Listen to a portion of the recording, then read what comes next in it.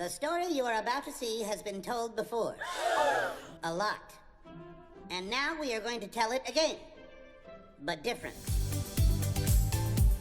Once upon a time, there was a Portuguese man born in Lisbon who created a tactic that became unbeatable. No wait, I think I went a bit off script there. Well, there is at least one person for whom the tactic part is true.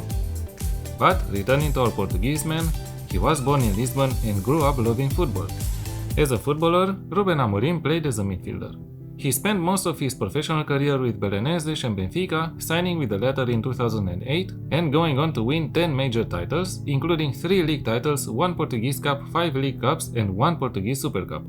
He represented Portugal in 2 FIFA World Cups, earning a total of 14 caps. Shortly after retiring, Amorim joined the Lisbon Football Association to earn a coaching license.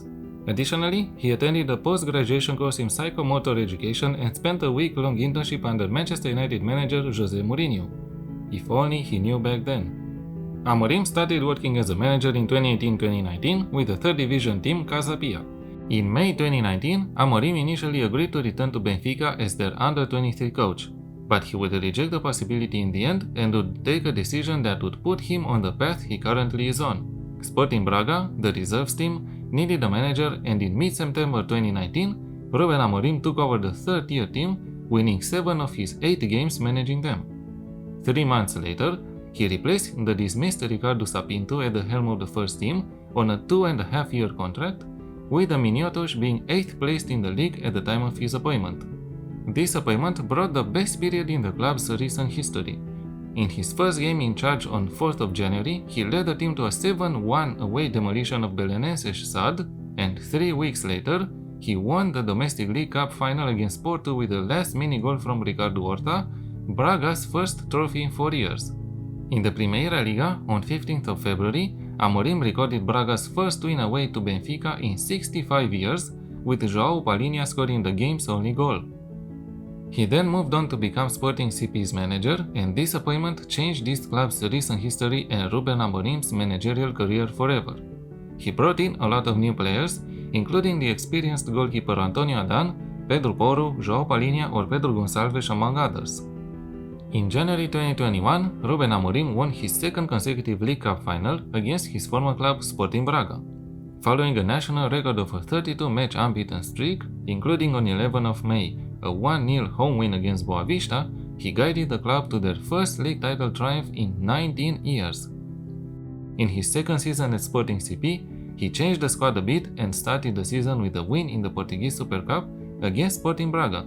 Apparently, it became a theme. After losing the first 2 Champions League group games, Sporting won their next 3 matches, culminating on 24th of November when they defeated Borussia Dortmund 3-1 at home in the penultimate fixture to ensure the club's qualification to the round of 16 for the first time since the 2008-2009 season.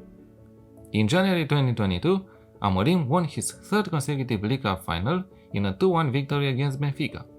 Sporting were eliminated in the last 16 of the Champions League by Manchester City, 5-0 on aggregate, knocked out of the Portuguese Cup in the semi-finals by FC Porto, and finished the league season on 85 points, as the year before, but 6 points behind the aforementioned rival. The following season, the Sporting players attracted interest from Europe's rich and top clubs, so Ruben Amorim had to adjust the squad again. In Europe, Sporting won in Germany for the first time in their history, beating Europa League champions Eintracht Frankfurt 3-0 in the first group stage match of the 2022-2023 UEFA Champions League. However, Sporting would finish the group in 3rd place, qualifying them in the Europa League knockout rounds. Following a surprise victory over the favourites Arsenal on penalties, they were eliminated in the following round after losing to Juventus 2-1 on aggregate at home. Domestically, Sporting missed out on the Champions League qualification and qualified to the Europa League after a 4th place finish in the league. However, the following season, Ruben Amorim really dug deep into his managerial knowledge and pulled off what would be his 2nd league title win with Sporting and the club's 20th. It was during this season that Ruben Amorim began to be linked with managerial positions at Liverpool or West Ham. But the change would come in the next season. The Portuguese manager moved to Manchester United right after winning against Pep Guardiola's Manchester City in the UEFA Champions League. His start in Manchester wasn't a very good one, with mixed results. However, his team still managed to win against Pep Guardiola's Manchester City, so that's a plus, I guess. On the tactical front, Ruben Amorim considers Jorge Jesus as his teacher, mentor, and one of his main influences. Amorim played under Jesus for close to a decade at Belenenses, Braga, and Benfica. He also considers Jose Mourinho as one of his biggest mentors and has displayed admiration for Pep Guardiola. During his tenure with Sporting CP beginning in March 2020, Amorim primarily played a 3-4-3, a system he adopted during his tenure at Casa Pia in Braga, with two midfielders, usually João Palhinha and Mateus Nunes, being responsible for protecting the defense and emphasized the attacking capabilities of the wingbacks like Pedro Porro and Nuno Mendes at first, and later Jenny Catamo. When defending in a low block, Sporting's players stay behind the line of the box in order to keep a compact shape, prevent any potential shots from the edge of the box, and limit attacking opportunities. Amorim's team utilizes an intense pressing style and attempts to win the ball back in the final third. Amorim's team use interchanging movements to distract the opposing defenders and create space for the attackers to exploit. They focus on exploiting the wings and half spaces. The number 9, firstly Paulinho and then Victor Gyökeres, tends to act in terms of pressing the ball and slowing the progression of the opposition, looking to create a space in the defensive line of the opposition that can be quickly attacked in order to allow the man in possession initially to look for a vertical pass option.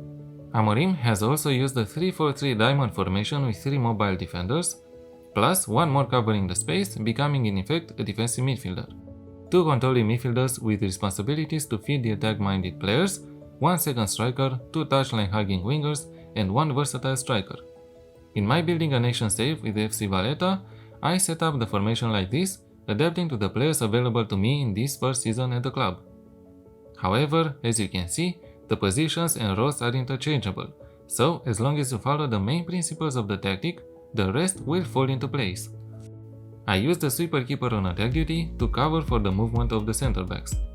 The 3 center backs are 1 wide center back on defend duty and 2 ball playing defenders on defend.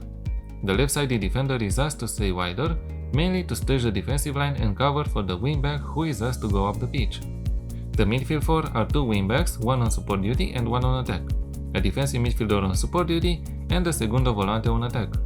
Stay wider is player instruction for the right-sided wingback, and stay wider, take more risks, and cross more often for the left-sided one. The defensive midfielder is told to dribble less and the segundo volante the same. These 2 players have roles that start deeper on the pitch, but as the ball is progressed, they will go up, creating overloads in the midfield areas and attracting opposition pressure onto them, essentially liberating the wide players as much as possible. I went with 2 inside forwards, 1 on support on the right side and 1 on attack on the other. But you could also use 2 attacking midfielder roles and focus play more through the middle, something that Ruben Amorim tries to do at Manchester United, playing more in the final third half spaces rather than directly on the wings. More direct passes and mark tighter as player instructions. And the striker is an advanced forward. I used this role as, in my opinion, is the most incisive one in this edition of Football Manager. But you could also use a complete forward role. Mark tighter as player instruction for him. As mentality, I went with positive. In possession, the attacking width is narrow to help the intricate passes we want to use in this tactic. Pass into space and play out of defense. Shorter passing directness and a slightly higher tempo. Work the ball into the box and play for set pieces. As mentioned, the instructions here aim to help the intricate and fast passing game, favoring 1-2 touches. In transition, counter press, counter, and distribute the ball to the defense through short kicks. And out of possession, a high press and a standard defensive line. Trigger press more often, step up more, trap outside, and invite crosses. The defensive setup is made like this to try and stop the opposition build-up high up the pitch, but if that fails, the team is to retreat into their defensive positions and create a compact formation, allowing for space to be exploited on the wings, but keeping the central areas as closed and narrow as possible. Using this tactic, we dominated the Maltese Premier League, but we were knocked out of the Maltese Cup in the semi-finals. I think Ruben Amorim's approach on football tactics is a new and refreshing one that could be implemented at any club, provided that the players used are suitable for it. Of course, it takes time to adjust to this style of play, but when done correctly, it can bring great results. We are lucky, in a way, that we can observe Ruben Amorim trying to recreate Manchester United using his tactical philosophy, and I hope he succeeds.